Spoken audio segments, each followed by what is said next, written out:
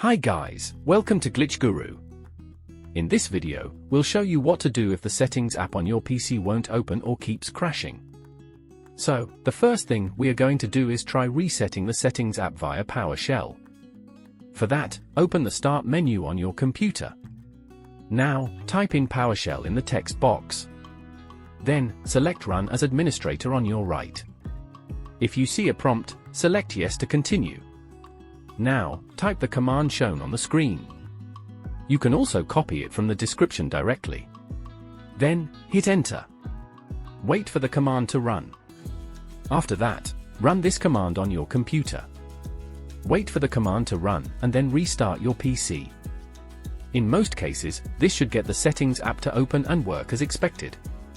If for some reason this does not help, you can try running the SFC and DISM scans. For that, right-click on the Start icon on the taskbar. Then, select Terminal Admin from the list. Now, type the command shown on the screen and then press Enter.